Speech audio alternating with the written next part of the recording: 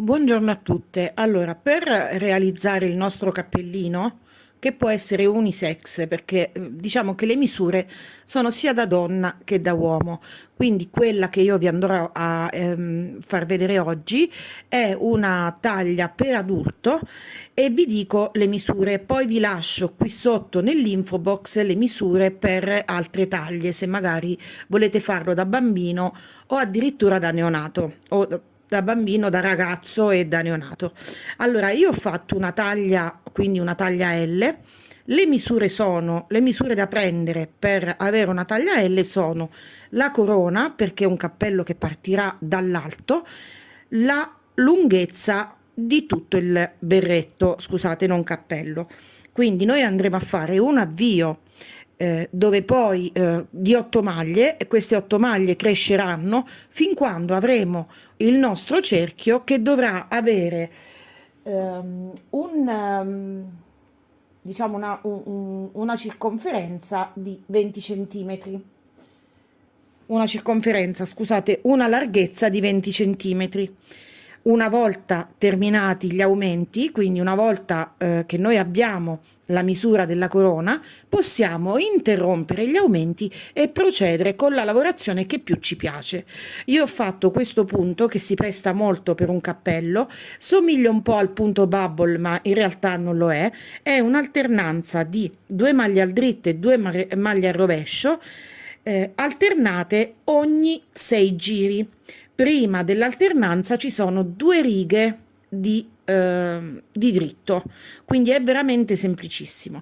Dopodiché ho realizzato la parte della molla, diciamo così, che può essere sia indossata direttamente sulla fronte oppure risvoltata in questo modo per un berretto più tipo da neve, da montagna, diciamo.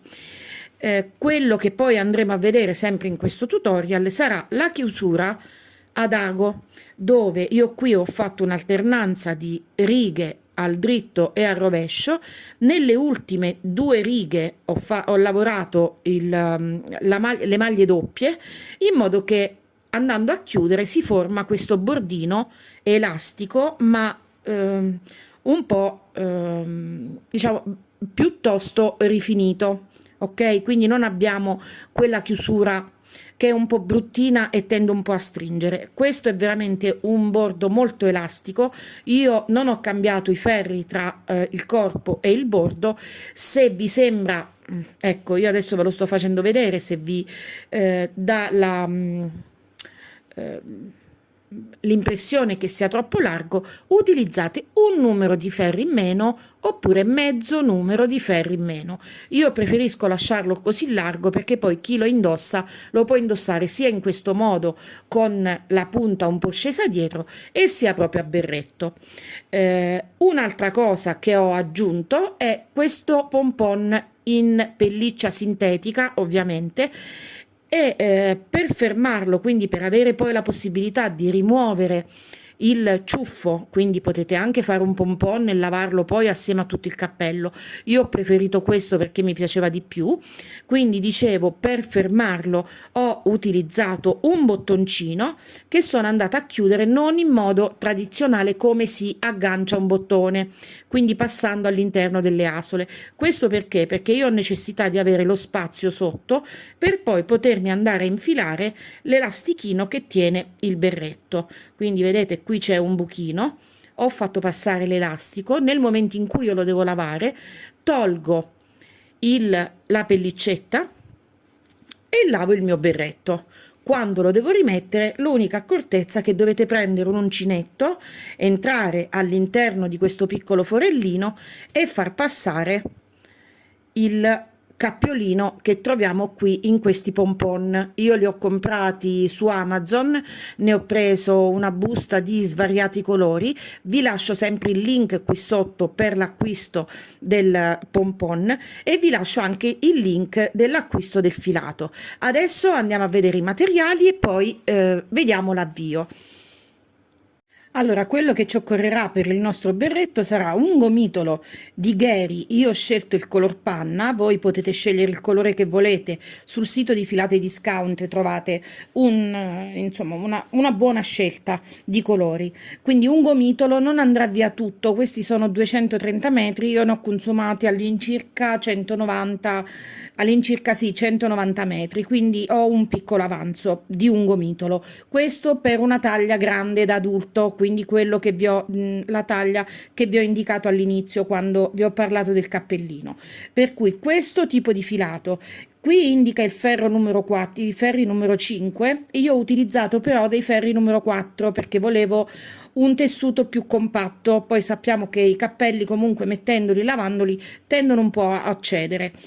Questo è un top acrilico e non fa palline, non fa nulla, è veramente ottimo ed è, io prediligo l'acrilico per questo tipo di lavoretti perché poi posso mettere anche in lavatrice con il programma Lana e non succede niente perché questo l'ho lavato con il programma Lana ed è venuto benissimo. Quindi vi dicevo, ho utilizzato dei ferri numero 4. I ferri che io ho utilizzato sono questi in bambù, sono dei ferri normali, quindi non ho utilizzato le punte corte, e ferri e cavetto sono di 60 centimetri, quindi questa circonferenza mi permette di accogliere tutto il mio lavoro e lavorare in tondo senza dover utilizzare il Magic Loop. Se voi non avete questo cavetto che misura all'incirca 35 centimetri, potete utilizzare un cavetto più lungo e poi utilizzare il metodo del Magic Loop che ho spiegato anche in altri lavori che trovate qui nel canale, lavori fatti in tondo.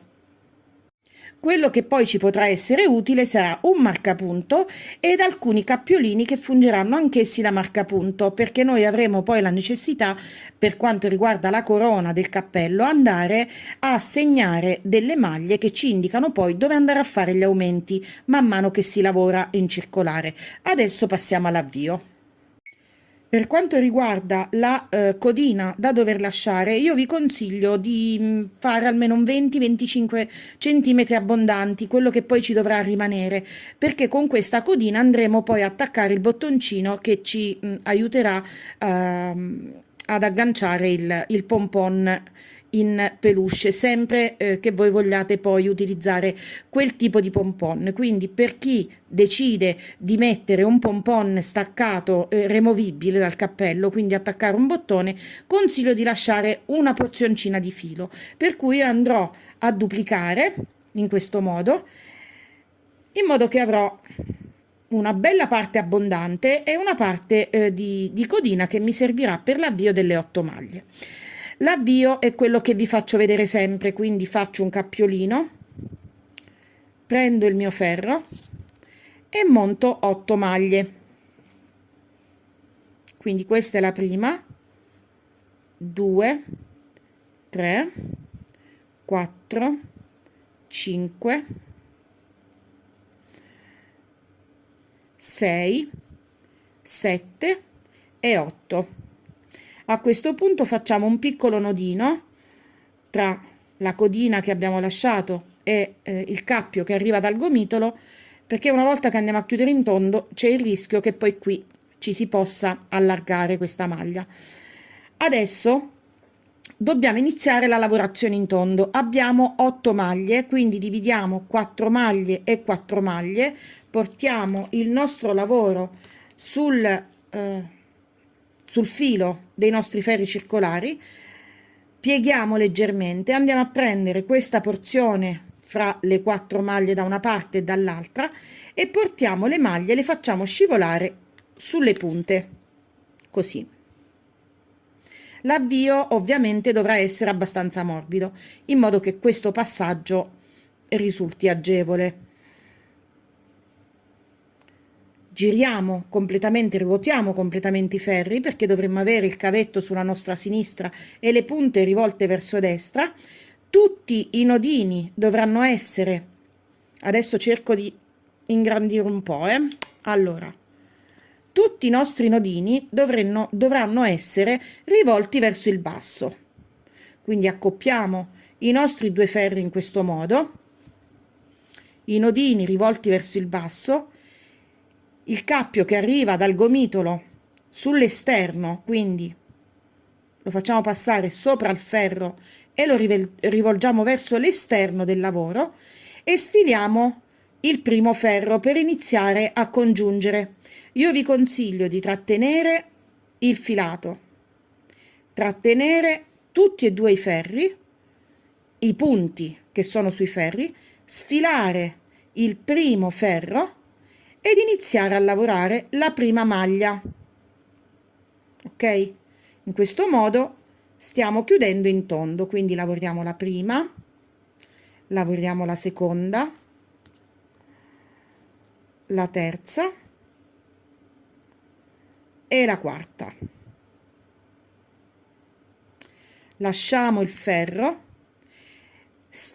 cerchiamo di far scivolare sempre i punti sulla punta del ferro, ruotiamo nuovamente il lavoro e andiamo a lavorare gli altri 4 punti, nodini sempre rivolti verso il basso, il filo che arriva dal gomitolo sempre sull'esterno, allo stesso modo dell'avvio, quindi teniamo i punti con indice e pollice, sfiliamo questo ferro e lavoriamo le altre 4 maglie. Una, 2, 3 e 4. Abbiamo così fatto il nostro primo giro che ci ha consentito di portare il nostro lavoro, iniziare il nostro lavoro in circolare.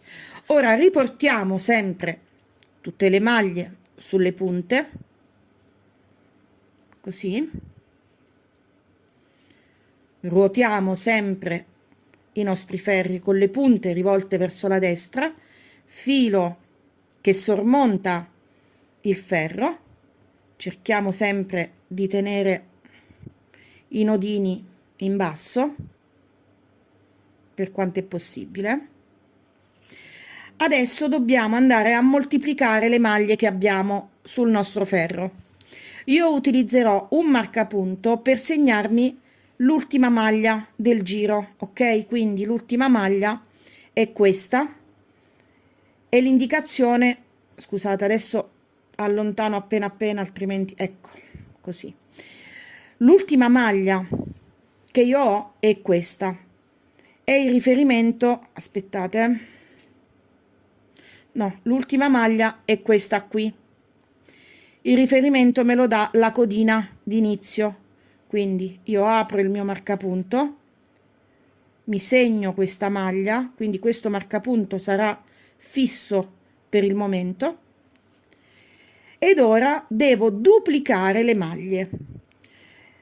Io andrò a fare degli aumenti e gli aumenti li farò con un gettato. Questo passaggio è molto importante perché noi adesso abbiamo 8 maglie, dobbiamo trovarci nel giro successivo con 16 maglie, quindi dobbiamo duplicarle e fare attenzione a fare tutti gli aumenti necessari. Quindi sempre il filo lo tengo sull'esterno, faccio scivolare il primo ferro per andare a lavorare la prima porzione di lavoro. Questa è l'ultima maglia, ok? Quindi adesso noi iniziamo a lavorare con un gettato. Il gettato come si fa? Si passa il filo sopra al ferro di lavoro a vuoto. In questo caso, siccome noi abbiamo la lavorazione in circolare, non è difficile, bisogna prestare solo un po' di attenzione. Quindi io sto tenendo il filo da questa parte sulla sinistra, passo il mio ferro sopra il filo e vado a lavorare la prima maglia. In questo passaggio cerco di tenerlo con l'indice il filo fermo, in modo che non mi viene una maglia troppo stretta. Quindi lavoro la prima maglia,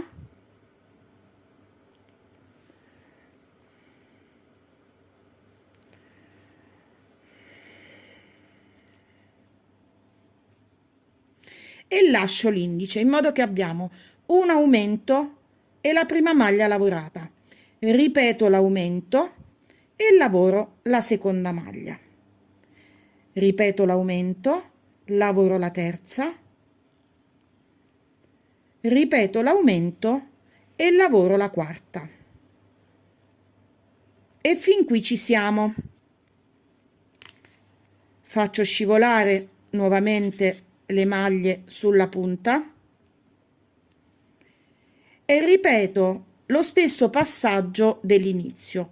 Qui adesso ho 2, 4, 6, 8 maglie, filo sempre che sormonta il ferro, sfilo il ferro da dove arriva il filo del gomitolo, faccio un aumento, quindi faccio passare il filo a vuoto sopra il ferro e vado a lavorare la prima maglia ed ho 2 maglie. Ora di nuovo aumento la seconda maglia, aumento la terza maglia, aumento l'ultima maglia, 2, 4, 6, 8 maglie su un ferro e 8 maglie sull'altro. Porto sempre il mio lavoro sulle punte e adesso dovrò lavorare i miei gettati a diritto e ritorto, quindi filo che sormonta, prendo il primo ferro e lo sfilo, qui ho il mio gettato, quindi piuttosto che prenderlo da sinistra verso destra sul davanti, lo prendo da destra verso sinistra sul dietro, ok? E lo lavoro la mia maglia e lavoro nuovamente l'aumento a dritto ritorto, quindi vado sul retro, lo prendo e lo lavoro la mia maglia, vado sul retro, lo prendo e lo lavoro la mia maglia, vado sul retro, lo prendo e lo lavoro la maglia, riporto le maglie sulla punta del ferro, filo al di sopra, qui avrò un altro aumento, quindi lavoro l'aumento a dritto ritorto, lavoro la mia maglia, lavoro l'aumento a dritto ritorto, lavoro la mia maglia, lavoro l'aumento a dritto ritorto e così fino alla fine.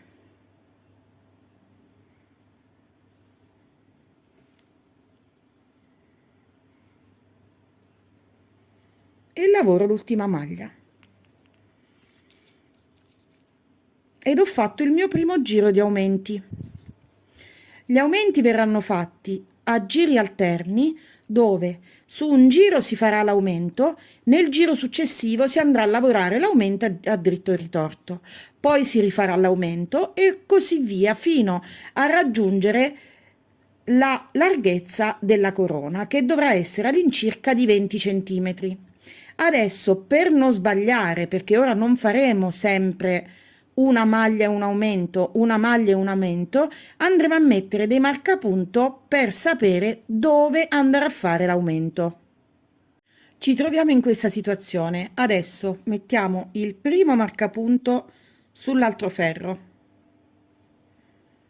tiriamo il ferro, facciamo l'aumento e lavoriamo 2 maglie, 1 e 2. Ok? Mettiamo il marcapunto, facciamo un aumento e lavoriamo 2 maglie, 1 e 2. Mettiamo il marcapunto, facciamo l'aumento e lavoriamo 2 maglie, 1 e 2.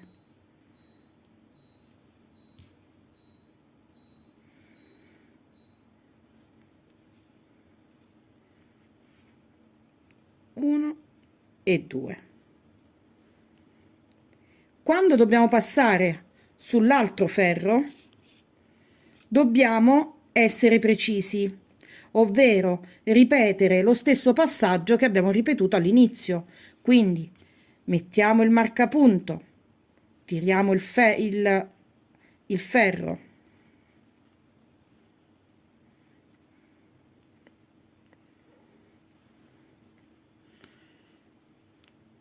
quindi mettiamo il marcapunto, tiriamo il ferro di lavoro, facciamo l'aumento e lavoriamo 2 maglie, 1 e 2.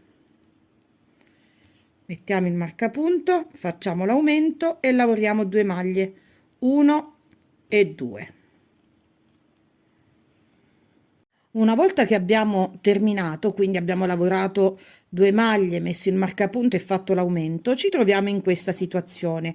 Una raccomandazione, perché a me è successo spesso anche con di vedere che si perde il marcapunto che sta tra un ferro e l'altro, quindi questo adesso è libero, ok? Qui invece è qui tra i 2 ferri. Quando noi facciamo il passaggio può facilmente cadere, quindi all'inizio cerchiamo di controllare bene se abbiamo 8 marcapunti tutti sul nostro lavoro. Adesso, come abbiamo fatto prima, dobbiamo andare a lavorare i nostri aumenti a dritto ritorto. Quindi questo marcapunto io lo passo da questa parte, tiro il ferro, la prima maglia che avrò da lavorare sarà appunto un dritto ritorto, perché si vede che è l'aumento, quindi entro da dietro e vado a lavorare il mio aumento.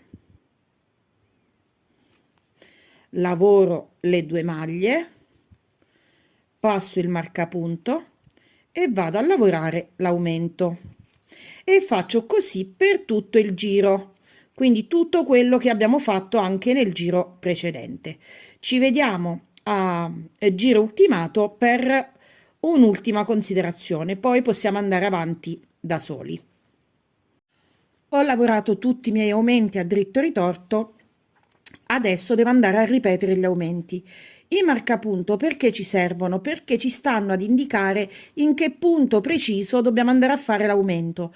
Quindi ogni qualvolta incontreremo il nostro marcapunto, lo sposteremo, faremo un aumento e lavoreremo poi le maglie che si trovano sul ferro, come ad esempio qui all'inizio. Quindi io ho sempre il mio marcapunto tra un ferro e l'altro, per cui lo passo da questa parte sul ferro che poi mi permetterà di lavorare le maglie, faccio un aumento e lavoro le 3 maglie, 1, 2 e 3. Adesso incontro nuovamente un altro marcapunto, quindi lo passo, faccio l'aumento e lavoro 3 maglie, 1, 2 e 3. Ripeto e vado avanti sempre così. Ecco perché è un po', non è difficile l'inizio, ma bisogna prestare attenzione perché si potrebbero saltare degli aumenti. Da questo giro in poi abbiamo veramente un lavoro che scorre piacevolmente, nel senso che riusciamo ad andare avanti senza dover prestare troppa attenzione, se non quella di ogni tanto controllare che abbiamo tutti i marcapunto sul nostro lavoro. Quindi sposto il marcapunto anche in questo caso. Ecco, ho perso. Dicevo, sposto il marcapunto anche in questo caso, faccio il mio aumento passando il filo a vuoto sul ferro e vado a lavorare le mie maglie. Passo nuovamente il marcapunto e vado avanti così sino a quando non ho indicato la fine del giro, in sostanza, e la fine del giro è questa, dove abbiamo la nostra maglia. Quindi passo nuovamente il marcapunto, faccio l'ultimo aumento e sono arrivata alla fine del giro. Ora riprendo nuovamente a fare gli aumenti. Se io porto tutto il mio lavoro alla fine dei ferri, così, ed allargo il mio lavoro, noto che inizio a vedere già i raggi della corona, ovvero tutte le maglie che restano costanti nella lavorazione e quelle che invece si aumentano, ed abbiamo un cerchio abbastanza preciso. Questo buchino io vi consiglio di non stringerlo sempre che voi poi vogliate mettere il pompon, perché ci facilita poi nel passaggio. Io vado avanti, ne faccio ancora un altro po', farò per questo una misura molto piccola, non andrò a replicare quello che vi ho fatto vedere, così vi faccio vedere giusto il punto che ho eseguito per il corpo del cappello. Io sono andata avanti con la mia lavorazione e quindi vedete come si formano tutta questa specie di raggi, no? Dove abbiamo fatto tutti gli aumenti. Ora io farò il berretto per farvi vedere molto più piccolo rispetto a quello che vi ho presentato, quindi a una misura L.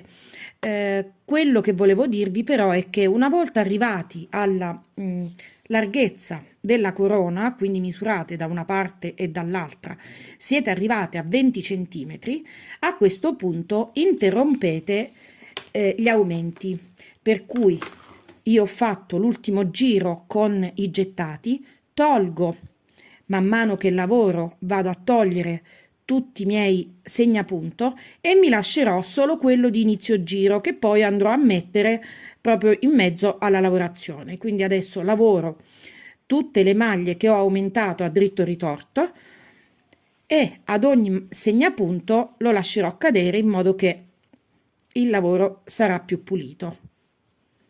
Ovviamente voi questi segnapunto potete poi andarli a sostituire con quelli di plastica o in metallo. Io ho continuato ad utilizzare questi perché non mi danno particolarmente noia, anche se sono di un filato un po' pelosetto, che rischiamo poi di magari di lavorare qualche filetto assieme alla nostra lavorazione, quindi sarebbe bene e consigliato toglierli e sostituirli.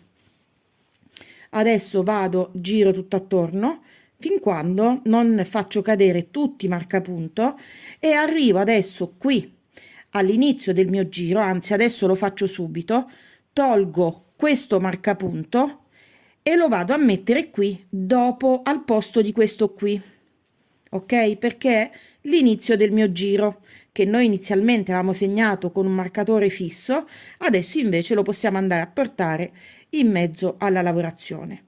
Quindi il marcapunto che lascerò cadere sarà questo in tessuto. Finisco il giro e vediamo come procedere. Ho lasciato cadere quindi tutti i miei marcapunto, adesso da questo punto farò 2 giri di lavorazione al dritto. Quindi faccio il primo giro completo, arrivo al marcapunto, faccio un secondo giro completo, arrivo al marcapunto e poi iniziamo assieme la lavorazione del berretto. Quindi 2 giri a maglia rasata, tutti al dritto. Terminati i 2 giri pieni di maglia rasata, quindi tutta maglia al dritto, adesso andiamo a lavorare 2 maglie al dritto e 2 maglie al rovescio, quindi come se stessimo facendo un bordino, per cui facciamo una maglia al dritto, 2 maglie al dritto e 2 al rovescio, 1 e 2, 2 al diritto e 2 al rovescio. Questo per tutto il giro. Se ci accorgiamo che qui in fondo ci manca una maglia, vediamo poi come fare. Adesso intanto facciamo 2 al dritto e 2 al rovescio fino alla fine. Allora, sono arrivata a questo punto, quindi ho alternato 2 rovesci e 2 dritti, 2 rovesci e 2 diritti, arrivo al termine del giro e ho solo 3 maglie, quando invece dovrei averne 4. Quindi adesso devo fare il 2 diritti e terminare con i 2 rovesci, perché poi qui ho iniziato con il diritto. Ok? Quindi che cosa faccio? Piuttosto che diminuire una maglia, io la vado ad aumentare, quindi la vado a creare. E dove la creo? Dove ho il punto al dritto, perché è molto più semplice, almeno per voi. Quindi adesso qui ho 2 maglie al rovescio, mi toccano 2 maglie al dritto. Lavoro questa maglia 2 volte al dritto, quindi la prendo normalmente davanti, lavoro un diritto, non lascio cadere la maglia, la vado a prendere sul retro, quindi faccio un aumento, ed ecco che ho le mie 2 maglie al rovescio, 2 maglie al diritto e adesso di nuovo 2 maglie al rovescio, una e due, ed ho terminato il giro. Quindi poi ricomincio 2 diritti e 2 rovesci. Io, scusate, lavoro con il filo a sinistra, 2 diritti e 2 rovesci, e questo lo faremo per 6 righe. Questa alternanza di punti l'andremo a fare per 6 righe. Noi ci troviamo adesso a questo punto. Abbiamo realizzato la corona, eccola qui, abbiamo realizzato la corona, stiamo facendo la prima porzione di maglie di questa specie di cannolè. Ok, io ho fatto, per raggiungere la lunghezza di 25 centimetri, io ho fatto 1, 2, 3 e 4 ripetizioni, lavorando poi un bordo di 5 centimetri. Voi pensate a quanto volete alto il bordo, e quindi quando fate la vostra porzione di lavoro, 2 al dritto e 2 al rovescio, quando pensate che dovete fermarvi, vi fermate voi per poi raggiungere una lunghezza totale di tutto il cappello, quindi dalla corona a fine bordo, di 25 centimetri. Adesso facciamo questi 6 giri. Dopodiché andremo a fare 2 giri di maglia rasata per come abbiamo iniziato, e dove abbiamo il rovescio andremo a fare il diritto e così via. Quindi andremo a scambiare. Vedete, io ho iniziato con il diritto e sotto con il diritto, e sotto mi trovo il rovescio, e quindi l'importante è non lavorare lo stesso punto della parte precedente. In questo modo si scambia tutto il lavoro. Comunque io adesso faccio le 6 righe, poi vi faccio vedere come andare a scambiare, quindi formare questo gioco. Dopodiché vedremo solo una parte di bordo e la chiusura, perché le misure ve le ho date, altrimenti diventa veramente un tutorial chilometrico. Però era giusto che tutto quello che serviva per avere un inizio buono del berretto, io comunque dovevo darvi tutte le indicazioni. Adesso qui vi faccio vedere veramente un pezzettino in breve, perché poi potete andare avanti da sole. Quindi faccio i miei 6 giri e ci vediamo alla fine per vedere come scambiarli. Allora, ho realizzato le 6 righe a cannolè, diciamo, ok? Qui sono 2 righe al dritto e 2 righe 2 punti al dritto e 2 punti al rovescio. Adesso, dopo queste 6 righe, vado a fare nuovamente 2 giri pieni di lavoro al dritto. Quindi io ho già iniziato, adesso lavoro un giro solo al dritto, arrivo al marcapunto, ne inizio un altro e poi andiamo a scambiare i punti, l'alternanza dei punti. Allora, ho terminato anche la seconda parte, quindi la seconda porzione della maglia 2 al dritto e 2 al rovescio. Quindi questo è il risultato che noi abbiamo. Io adesso ho fatto solo 2 ripetizioni, voi misurate sempre il vostro berretto dalla corona fino a 25 centimetri almeno, e poi vi rendete conto di quante ripetizioni volete fare nel cappello e di quanto volete il berretto, la molla. Io ho fatto 4 ripetizioni e il restante l'ho lavorato insomma ho lavorato il bordo, un dritto e un rovescio. Quindi le misure poi ve le lascerò qui sotto nell'info box per tutte le taglie. Partite sempre dalla corona, sarà questa che determinerà la larghezza del cappello. La lunghezza la dovrete misurare man mano che andrete avanti col lavoro. Ora, per la chiusura, io non riesco a farvi vedere anche la chiusura d'ago, vi farò un video a parte dedicato con la chiusura d'ago per il bordo tubolare, perché altrimenti verrebbe veramente un tutorial chilometrico.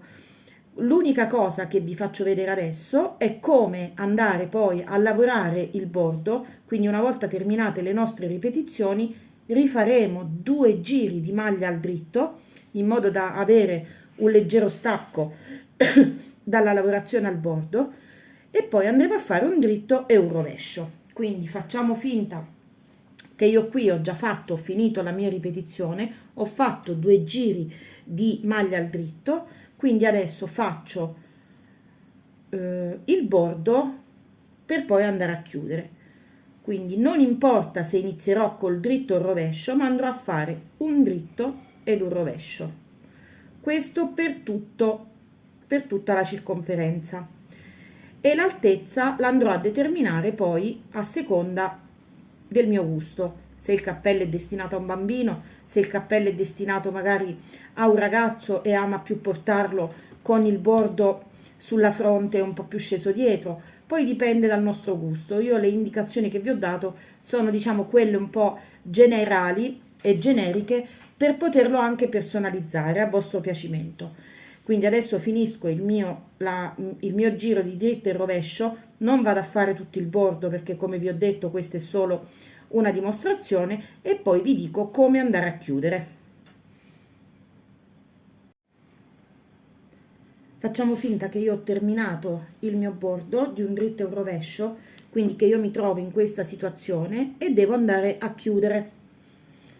L'unica accortezza che vi suggerisco, poi potete chiudere per come meglio credete, di lavorare le maglie per come si presentano in chiusura, ovvero io inizio con un dritto, lavoro una maglia al dritto, lavoro una maglia al rovescio, accavallo il dritto sul rovescio.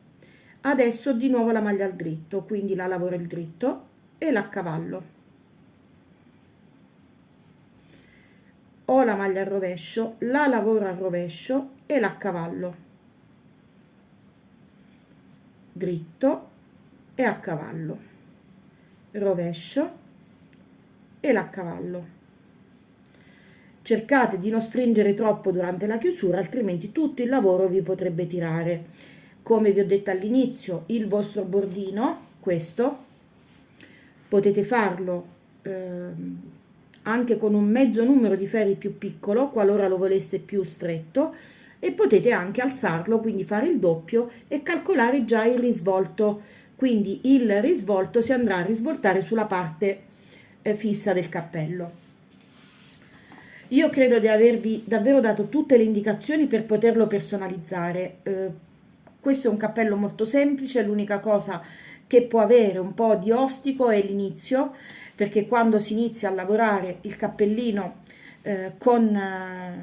con gli aumenti bisogna prestare molta attenzione. Io mi sono soffermata molto su questo e spero di avere almeno di avervi aiutato. In merito al cappello vi ho anche spiegato, ve l'ho anche detto, quindi andate a cucire un bottoncino all'interno. Qui c'è agganciato il nostro pompon in peluche e lo possiamo andare a rimuovere. Laviamo il cappellino e quando siamo pronti lo andiamo a infilare. L'unica cosa che ci sarà da fare è prendere un uncinetto, adesso lo cerco e vediamo se vi riesco a far vedere.